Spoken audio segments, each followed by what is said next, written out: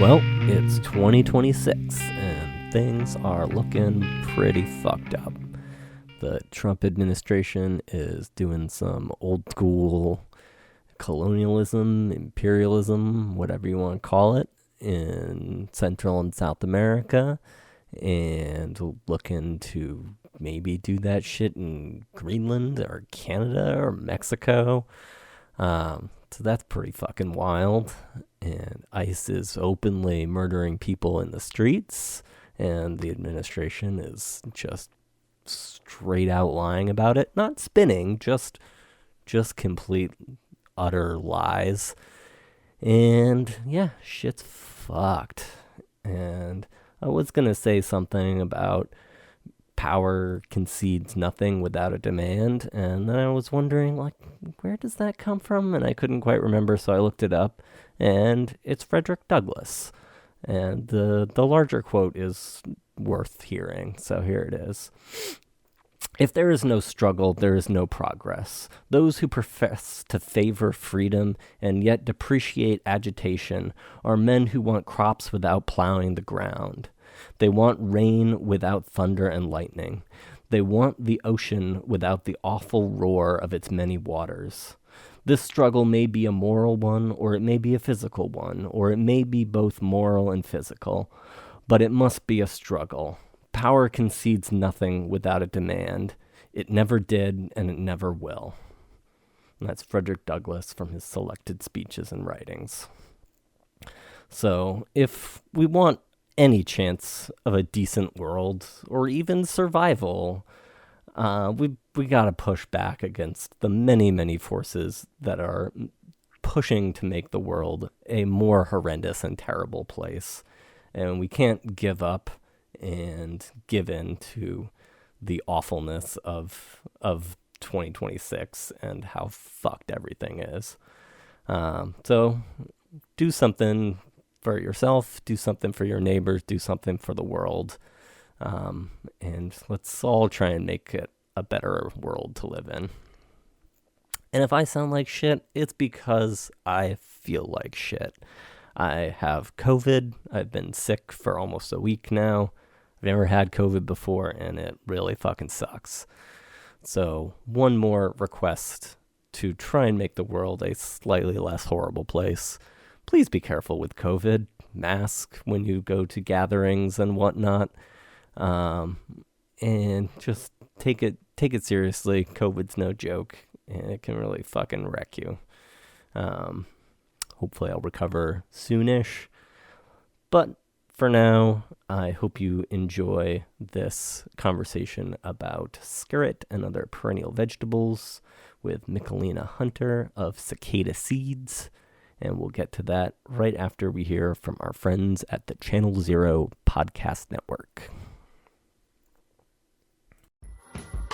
Join us for Kite Line, a weekly radio program on Channel Zero Network that focuses on issues in the prison system. With over 50 episodes already released, you can hear informative and riveting stories about the impact of prisons on people both inside and outside of the prison walls, and how they fight back. Kite Line is intended as means of communication between people across prison walls.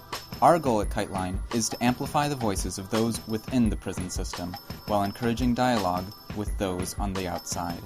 Hear us on the Channel Zero Network and visit our website for more information or previous episodes at kitelineradio.noblogs.org.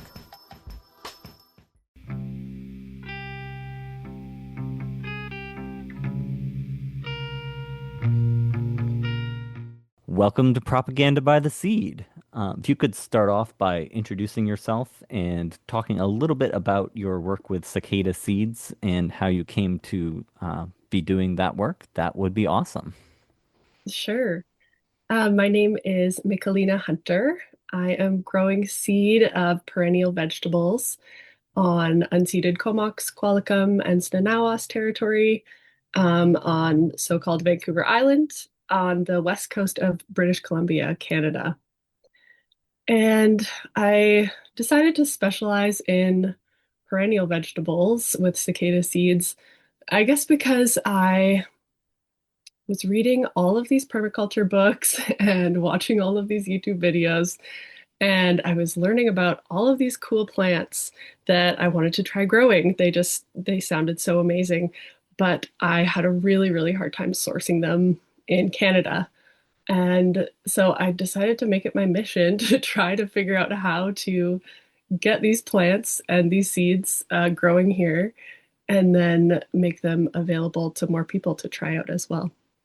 So it's been really fun. It's been very engaging. That's awesome. That sounds extremely similar to my path. How long have you been doing that? I started Cicada Seeds in 2021, and I was growing other seeds on a small scale and selling them through my mom's seed company. It's called Dragonfly Seeds.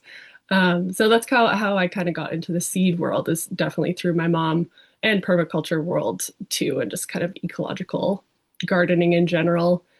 She has a small hobby farm on the Sunshine Coast.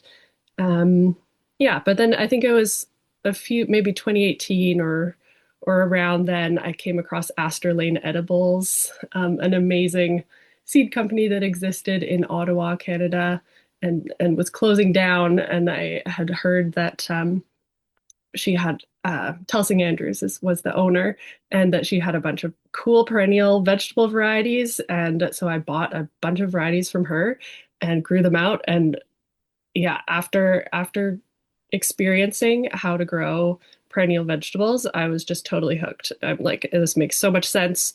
There's so much less work. You don't need to seed them every year. Yeah, the rest is history. Awesome. It's really cool that you took on a lot of Telsing's varieties because she was doing some really cool work, and I still want to see if she might come on the podcast to talk about some of her projects. But yeah, it's always a bummer when people are doing cool stuff and then they, for whatever reason need to change gears and do other things. And sometimes very interesting seed lines disappear.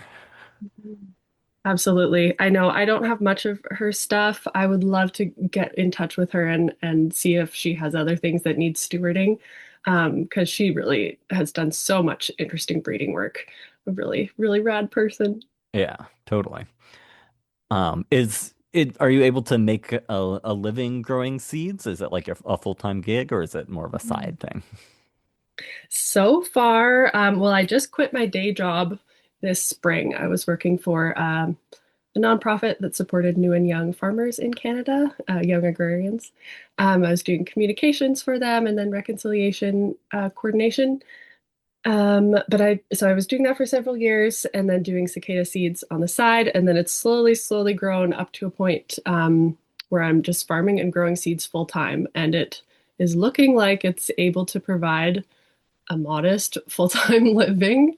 Nice. So that's great. Yeah. And I'm just seeing where it can grow, especially if I have more time to market it and promote it. I really wasn't sure if I could support myself growing seed and yeah, it's fun. It's a fun experiment. We'll see if that can continue. Yeah, well, c congratulations. Seems you're doing great so far. And hopefully there's some room to grow there for you. Thank you. All right, so main topic, skirret. What is skirret and where does that species come from? Skirret is a perennial root vegetable in the Apiaceae family. Um, from the research I've done, it seems like it's probably native to China or somewhere around there, but I can't totally confirm that. And it seems to have traveled throughout Europe after that. I know it was really popular. It was all the rage in medieval Europe, apparently. But I don't know a ton about it. And it seems like from the literature, it could have been mixed up with other root vegetables. So people might have been calling parsnips, for example, skirret. So it seems like the history is a little bit murky, but that's my general understanding of where skirret came from. Cool. How would you describe the flavor? I love it. Every time I eat it, I'm just shocked at how sweet it is. Um, so being in the carrot family, it definitely has notes of carrot or parsnip. And then the texture when you cook it is kind of similar to a potato. It gets kind of fluffy like a baked potato. You can also eat it raw, and it's pretty crunchy. Um, but yeah, I believe the German word for it translates to sugar root, which makes Nice. sense. Yeah, it totally makes sense. It is like a very, very sweet carrot. Um, my favorite way to cook it is just to throw the roots on a cookie sheet and toss them with some oil and salt and then bake them. And they bake pretty quickly. And a friend of mine, Rick, calls them pre-cut fries. Mm. They do get pretty soft when you cook them, but I just love eating them like that, and then the flavor really shines through. Sometimes I also chop them up and add them to soups. They do get soft pretty quickly when they're cooked. So yeah, if you cook them for a long time, they could almost be like a thickener for a soup because they do get pretty mushy. But I like them that way too. Yeah, awesome. And what what's the best way to grow them? And do they have any special cultural needs? Mhm. Yeah, so I'm figuring that out as I go along. I've been growing them for a few years. Um, and Mostly how I grow them is just in like regular garden soil, and I have them on drip irrigation. Our summers get quite dry here. We often don't get rain for a few months or any meaningful rain, so I have everything on drip irrigation, and it seems very happy with that. Um, our soils here get quite dense, and there's quite a lot of clay after the initial several inches of soil. And I thought that might be a problem for skirret, but I've found the roots will like go right down into the clay. So it doesn't seem to have a problem with heavy soils, at least partially heavy soils. Nice.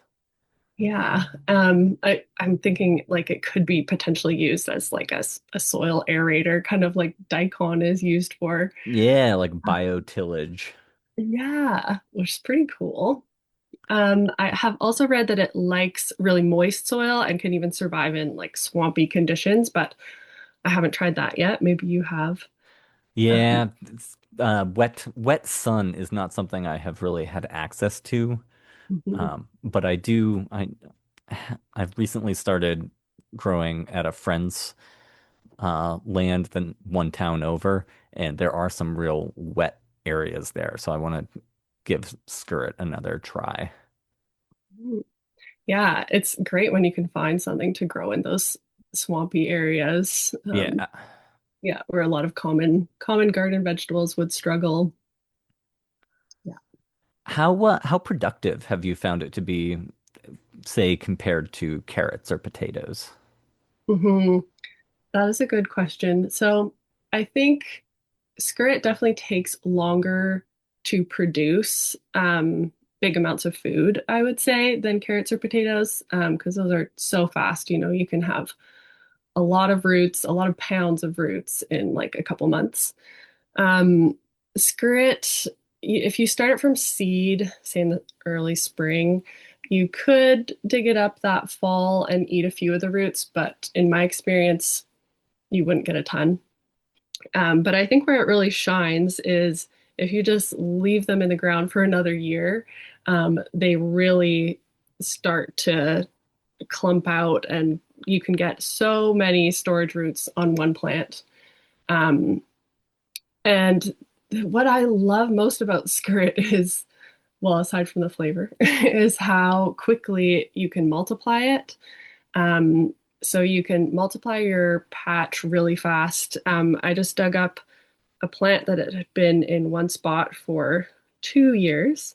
And so I not only cut off like a ton of roots for eating, I dig up a clump, I'll cut off the biggest ones, biggest and thickest roots, and then I will divide the crown, like I just hack it up with a knife. And I got like 30, 40, 30 large divisions, 15 smaller divisions, all of Wow. them plantable. Yeah, and then you could even So you could divide turn more one into a progressively. pretty good sized patch. Yeah, super quickly. So what I've started to do is like grow them out from seed, divide aggressively in the first year, and then it's just exponential growth after that.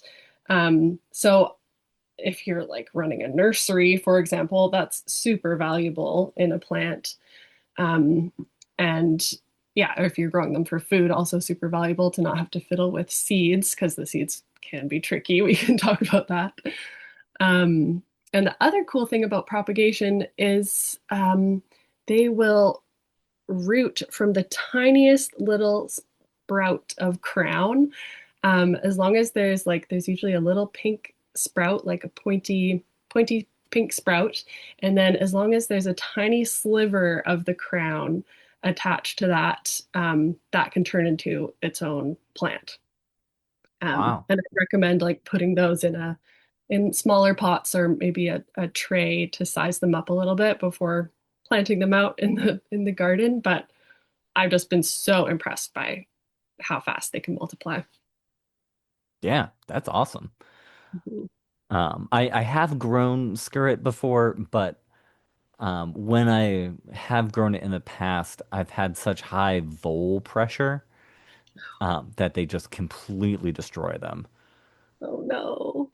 But I definitely want to give it another try because we have um, a a pretty effective outdoor hunting cat that has, there's still plenty of voles around, but she tends to eat at least one a day. So there's not as much vole damage happening as there used to be. That's impressive. What a great cat. Yes, Um, she's I've heard, wonderful. oh, I sympathize with people who have voles. We don't have them around here that I know of. But yeah, I can imagine that would be really challenging for the perennial root crops that stay in the ground, especially the really sweet, delicious ones. It makes sense the voles like them. Yeah. Yeah, stuff like groundnut and sunchokes seem to do fine. Sometimes they'll eat, some of it, but it's not like terrible. But they really like skirret for whatever reason. I guess probably because it's delicious. Yeah, yeah, they know what's good. You mentioned seed propagation being a little fussy. Are there any tricks you would recommend? Yeah, absolutely. So I struggled with starting skirt from seed for a few years, until I read somewhere that forget where, but that they need variable temperatures to germinate. So it's not just like a standard 30 days of cold stratification like some other plants, but it really seems to need like cool nights, like either a bit below freezing or around like fridge temperature. And then sunny, warm days is ideal. And I think it's like at least 2 weeks of that, maybe three. And I get like 100% germination in just little 4-inch pots, and I put them in my unheated greenhouse or just out in the weather. And that seems to work really well. I have read some instructions online that just say start your seeds indoors, like on a heat mat or room temperature. And when I've tried that, I've gotten like 1 out of 20 seeds germinating. And then I'll bring that pot outside in the spring and I get the rest popping up really reliably.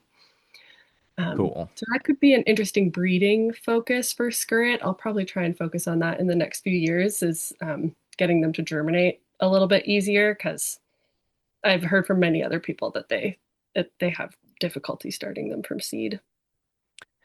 Yeah, it's kind of a judgment call of like, is this something that would be good to modify and like breed for more reliable germination, or is it just like you start them outside and um, let give them what they want basically. Yeah, Could absolutely. I could have could go either way. Yeah. The good thing is Skirret makes so many seeds. So I love to grow it as someone who sells seeds. Oh But yeah. yeah, you can experiment. Yeah. I have heard people have had success with, if you're like trying to grow the seeds maybe for some reason, like in the summer, and it's already warmed up at night, and you're not getting those variable temperatures. I've heard of people successfully putting the seeds in like moist paper towel and putting them in and out of the fridge like every day. Um, I'm too disorganized to do that, so I've never been able to do it successfully, but I have heard of one person who's done Yeah. that. It seems like just getting, I do like the vast majority of my seed sowing from like November to January. Mhm. And then just like let everything stratify outside. And that's a nice way to do it if you can get the timing. Yes, it's so much easier. And I find I often have issues with mold with lots of different seeds, starting them in the fridge or cold stratifying them in the fridge. Yeah. Yeah, Soil is same. so much better. Yeah. Yeah, Much easier to just try and try and copy nature a little bit and let it I don't know, just take care of that that issue.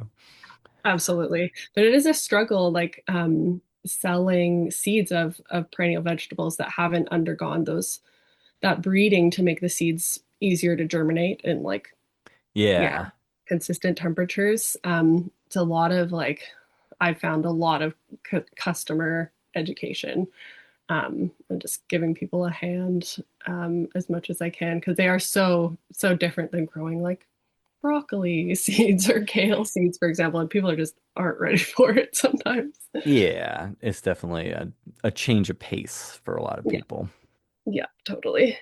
Are there any other breeding projects or breeding other things that you would like to breed for in Skirret?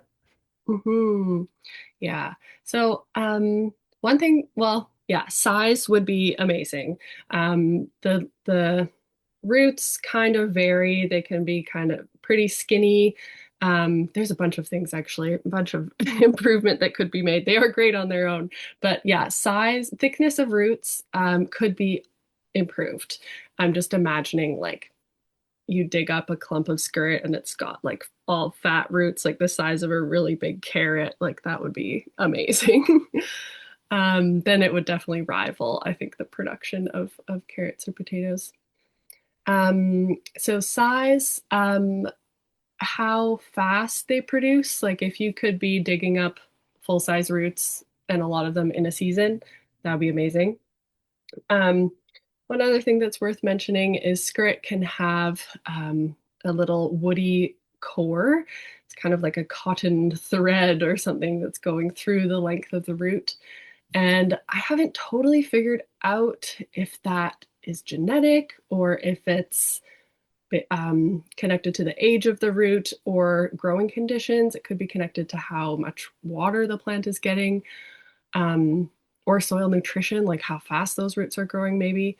Um, so I'm trying to select plants that don't have that woody core. Um, Once the roots are cooked, um, it's easy to kind of like pull that core out while you're eating. Hmm. But I don't know. It's definitely not as pleasant to eat as like a potato when you've got to deal with that core. Yeah. Are you And I don't seeing know. a fair amount of variation in your population where it's like obvious that you can make some selections and um, kind of push it to where you want it to go, or do you need to diversify your existing population, do you think? I don't know yet. I haven't looked at it in kind of like an organized way. And I can't even remember right now. I'll have to look back at my notes. Is if I think I started plants from offsets, not from seed. So they would have been all pretty genetic, or they would have been genetically the same. And then I did add in some seed grown plants afterwards, and I kind of lost track of which ones are which. um, but I'm also working with a new population of skirret. I got seed from Peter of Akershowen in Austria, I believe. And he's been working on breeding pink skirret, which is another breeding goal that I think is really exciting because I don't know, the white roots are cool, but they're kind of blah. and who doesn't want more pink vegetables? I do Um, love highly colorful vegetables. Like yeah, I'll take a purple cabbage over a green cabbage any day. absolutely. I know. And colorful carrots and potatoes, they're just such a joy to grow. I just love it. Especially the root vegetables when you're like uncovering them, digging them up. Yeah. Yeah.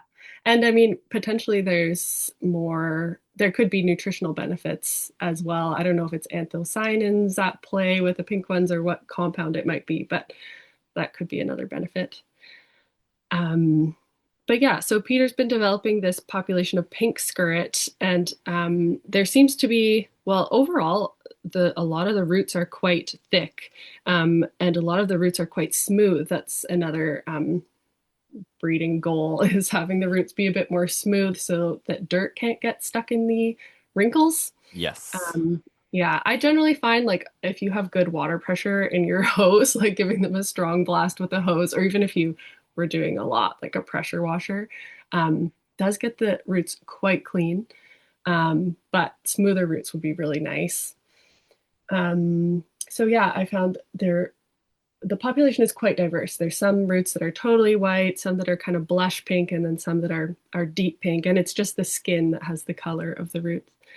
Um, but some are they mostly don't have woody cores, I found so far in this population. And I don't know if it's just how I'm growing them, but that's really exciting.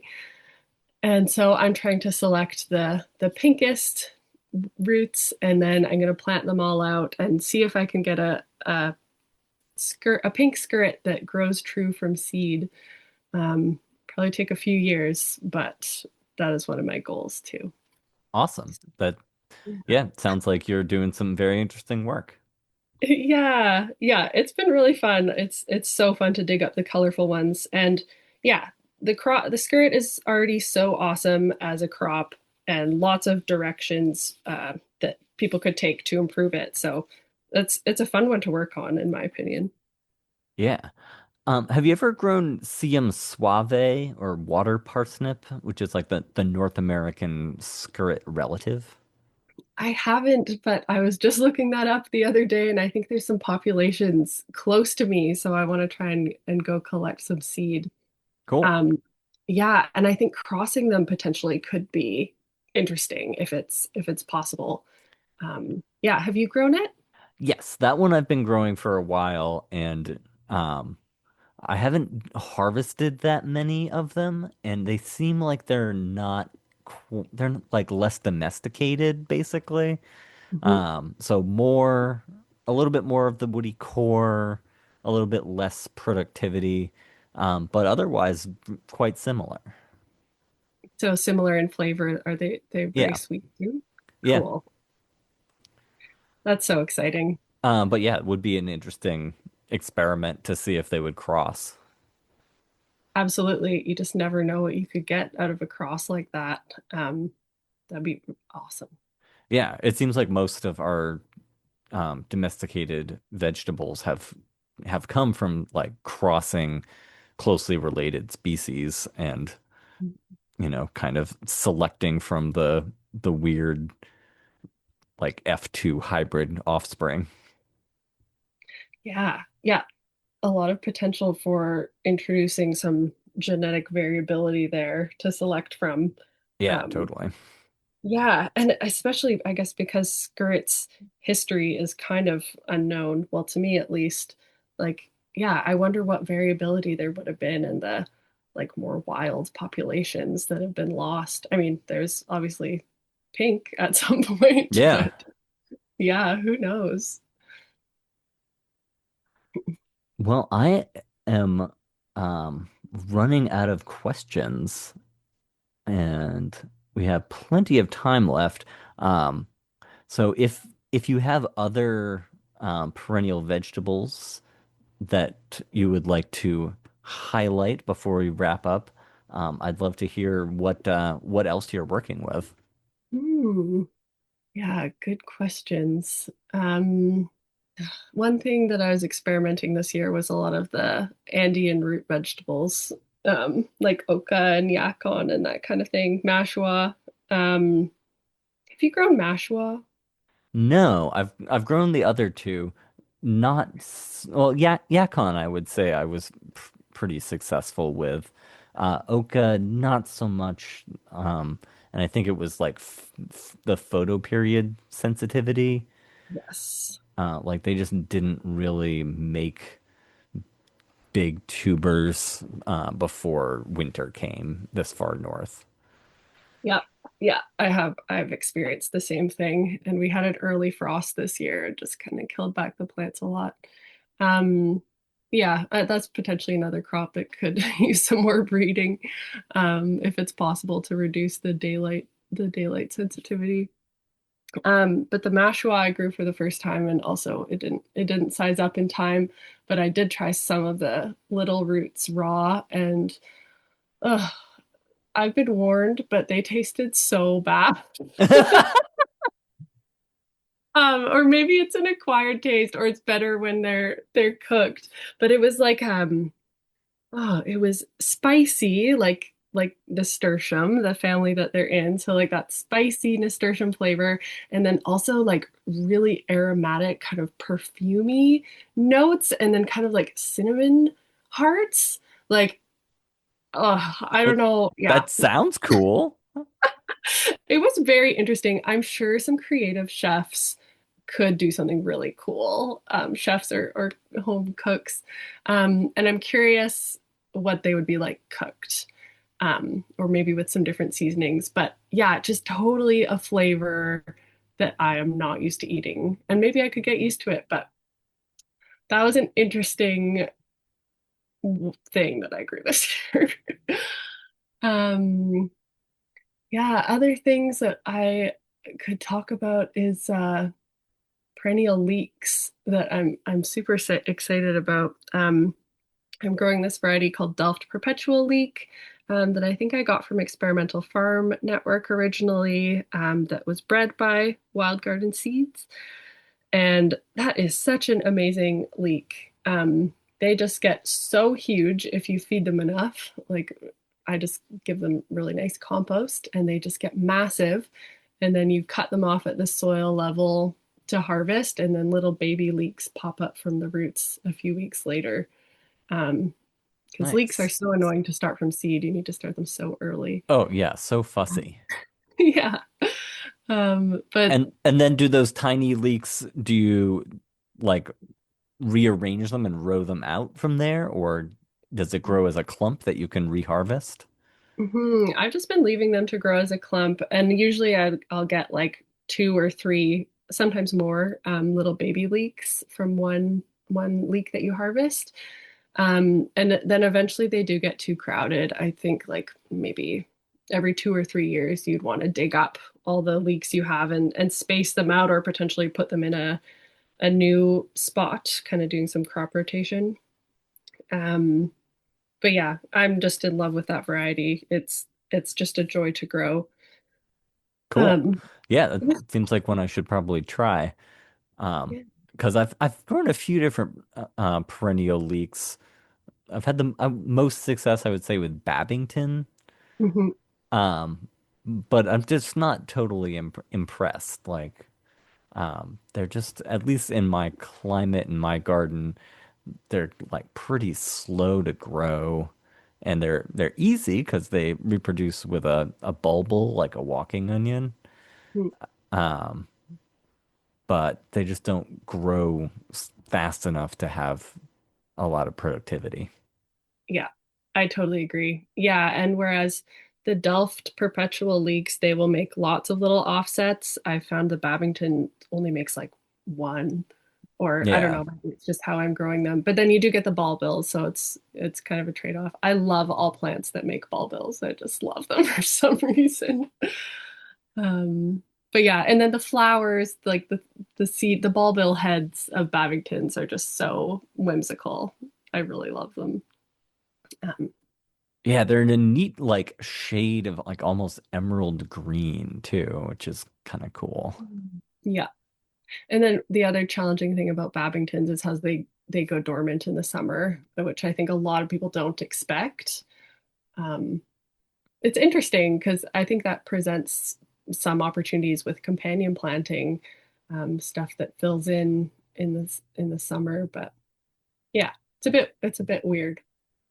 I have a question for you. Go Uh, for it. so something that has come up lately is crop rotation with perennial vegetables. And my approach to that has kind of just been like whenever the crop gets too crowded, because they usually will multiply like underground or clump out or self seed. So when they get too crowded, just dig them up and replant them elsewhere and space them out. Because otherwise, I imagine that diseases can build up in one spot if you're just growing them in one place for many years. Um, what's your take on that? Do you have any insight? I've gotten a lot of questions about that recently. I have tended to not rotate them. Mhm. Um, and for the most part, it's been fine. Occasionally, I'll need to move something that has been in a spot for a long time. But it's usually because there's something shading it out, like a tree or a shrub or something that was small when the perennial vegetable was planted, and then as the tree really shades it out, it's just like not really producing anymore. Yep. But I have some stuff like sea kale or good King Henry that have been in place for like 15 plus years and are doing just fine. Wow, amazing. And a lot of these plants are like not super far from their wild relatives. And if you imagine like, a patch of sea kale growing on the shores of the Mediterranean, no one's gonna like dig that up and move it. It's gonna live there for as long as it possibly can. Um, so I haven't really found any issues with diseases building up or anything, or soil getting depleted, anything like that. So I don't think it's strictly necessary unless, you ran into a specific issue. Yeah. Yeah, that totally makes sense. I know. Yeah, I think the wilder ones and those two you mentioned, like sea kale and good King Henry, can have quite deep roots, so they're probably great at mining nutrients Yeah. as well. I've just run into issues with like potato onions, for example, um, and then and like downy mildew on the leaves. Last year Mm. we just had a really drizzly, cool spring, and I think it was the walking onions would like get downy mildew because they were there all winter, and then spread it to the potato onions, and I think potato onions have undergone a lot more breeding, but and might be more susceptible to diseases. But I'm kind of trying to just keep that stuff in mind and yeah, figure out ways to mitigate that, especially for the perennial vegetables that are more domesticated, Yeah. Yeah, or at that's least like the same species as other domesticated garden vegetables. yeah. Yeah, it definitely seems like something to consider and take note of. Hmm. I just thought of something else I wanted to nerd out with you about. Yeah, go for it. Have you grown nine-star perennial broccoli? No, it's been on my list of ones I'd like to try. Um, and I just ne like have never really found a seed source.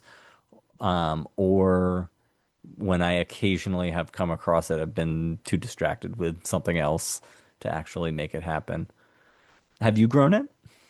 Yeah, with mixed success. So my general understanding of the history of this plant is it used to be much more popular, and then kind of fell out of favor as many perennial vegetables did, I think, through the onset of industrial agriculture. Yeah, totally. Um, yeah, and then so the variety had like major genetic bottlenecking, and as a rule is from that like just kind of wimpy and inbred and not as vigorous as apparently it has been in the past. Um, And so this is another one of my breeding projects that I'm just getting started on is trying to, well, basically what I did is I sourced 9-star broccoli from as many different places as I could. Um, and there's a source in the US that sold it last year, Restoration Seeds. Um, and I got seeds a few years ago from this random website on the internet that doesn't sell the seeds anymore. I don't know if they grew them or brought them in from somewhere. Um, but I got seeds from there, grew them out, and most of the plants were not very vigorous. But there was one plant that had like a really large central head and then made lots of little offshoots, which I believe is like, yeah, what you want. Um, However, most of the plants, like they don't always survive the winter here, or if they do, they get like really, really damaged. Yeah. Um, and I did save seeds from a couple of those plants. I kind of isolated them with like a mosquito net from a bed.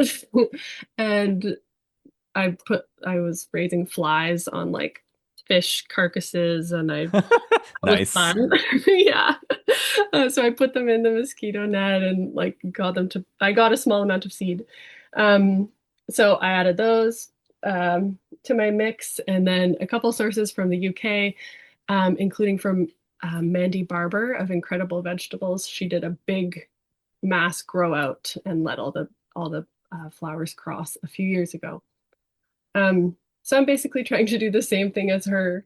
And I'm growing out a few hundred plants, gonna let them all cross to kind of introduce more genetic diversity into the population. And then I'll grow them out and do some more selection. I'm not exactly sure how I'm gonna do that yet, but Cool. I'm That sounds like a great project. What's yeah. how cold does it get in your winter? Yeah, that's one of the biggest things I'm going to be trying to select for is vigor through the winter. We get down to minus 15 Celsius at the coldest. I'm not sure what that is in Fahrenheit, but I think in the USDA system we're around zone 7-ish. Okay. Yeah. So yeah, if that's marginally hardy for you, that's like a no-go for me. Okay. What zone are you in? 5A. Okay. Well, when I get some seeds from this grow out, I will send you some to play with because I'll get a lot of seed. Yeah. Um, Yeah, I'd it love would to give it a try. Yeah, it would be awesome if we could find some really cold hardy plants in there Yeah. because I it's have such yet a to find any like truly cold hardy Brassica oleracea for my climate. Ooh, Like even I've planted a bunch of different stuff and it I always get like a few survivors and I'm like, all right, great. I'll just take that 10% and breed them with next year's 10% and then they just die over the next winter. oh no, um, yeah, that would be awesome to have if they could survive. Um, I know Chris Homanix is working on his homesteader's kaleidoscopic perennial kale grex and encouraging it to regrow from the roots, which could be valuable in colder climates, but you're not probably going to get the production of of a kale that can survive the winter above ground. Yeah. Um, But but maybe that, I should grow out whatever he's yeah. selected because I've um yeah, I've grown out many different versions of that Grex and all great, at least in the first year, but nothing has ever really survived. And for anybody who is wondering, negative 15 Celsius is 5 Fahrenheit. Thank you. Um, yeah, I actually had, so a friend of mine, Tiffany, grew out some of the homesteader's kale from seed that I grew, and she's in zone 2 or 3. She's like in northern British Columbia, and she had that kale re-sprout from the roots in her zone this spring. Holy shit. I know, I was so Well, I gotta get impressed. seed from her. Yeah, totally. I'll see if she did get any seed this year, but that just blew my mind. Yeah, that's unreal for a perennial kale. Wow. Yeah, Very I cool. think she's also kind of magical. She's got a good influence on plants, but yeah, super cool. And for anyone who's listening and wants to hear more about um, perennial kale, Chris Homanix, who bred that Homesteader's Kaleidoscopic Grex, was maybe the first ever guest on Propaganda by the Seed. If not the first, definitely in the first three. So you can hear all about the breeding of that particular kale if you want. I think I've listened to that one. I'll need to go back and listen to it again. I just love that kale so much. He's done an amazing job with it. It's such a joy to grow, all the colors and diversity you get. I just love it. Yeah, and so beautiful and so tasty. Yeah, absolutely. Well, that might be a good place to wrap it up, unless you have any other uh, topics you'd want to bring up.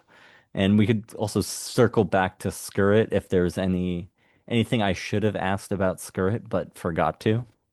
Yeah. One thing that I was thinking about this morning in relation to skirret is I was wondering if it was susceptible to carrot rust fly because sometimes I do get little orange spots on the roots. I think carrot rust fly is probably a bigger deal in the Pacific Northwest than in other locations, but I think it is pretty widespread. Um, that'd be one thing to watch out for with the skirret. I think it's mostly cosmetic damage in my experience. Um, but I know sometimes growers, like market gardeners, will cover their carrot patches with like bug netting when the flies are flying, but you couldn't really do that with skirret very easily because it gets so tall. Yeah. Um, but Are that was there any just, other pests or diseases in particular that you've noticed on Skirret? yeah, that is the only thing that I've noticed.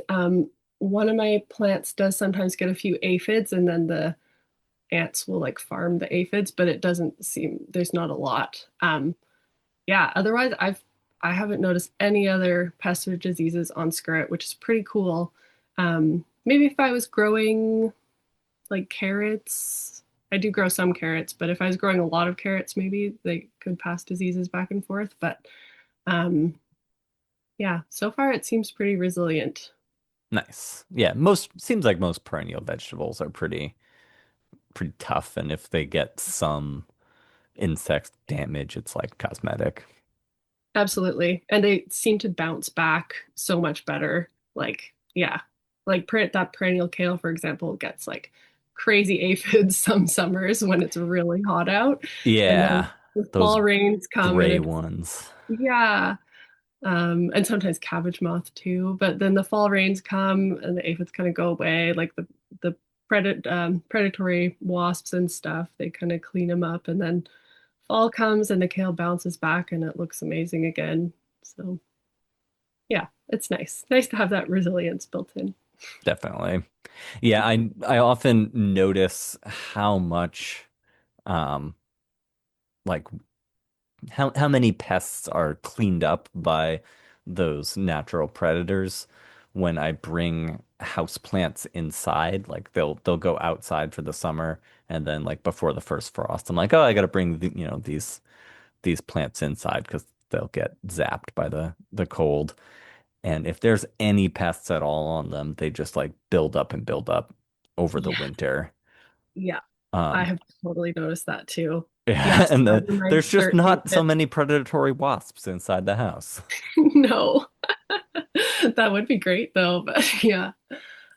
I know one of my favorite pastimes when the kale is really aphidy is to go around and look at the leaves and see like what I can identify for like the predators and parasites. I'm like just learning about that, but I'm like, oh yeah, okay, those are aphid mummies from the parasitic wasps, and like, oh, there's a syrphid fly larvae like munching on aphids.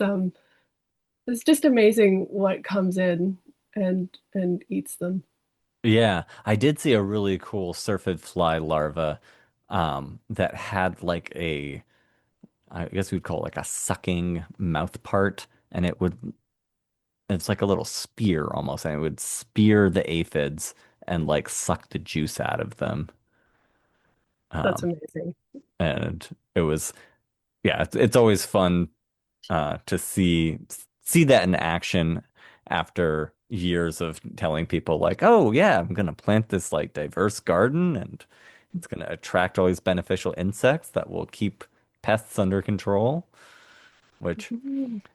sometimes it does, not all the time, but Yeah, um, totally. It takes them a yeah, while to catch up, and yeah, at yes, least they're there, and that makes me feel better. I don't panic about pests yeah, usually, because they'll find a balance. yeah. Yeah, super cool. Well, thank you for coming on the podcast to talk about Skirret. Sounds like you're doing some great work, and I will certainly be uh, following to see how that goes. And if the listeners would like to follow your work, where would they find you? I'm on Instagram and Facebook. My handle is at Cicada Seeds, and my website is cicadaseeds.ca. Awesome. And I will link all of that stuff in the show notes to make it easy for people to find.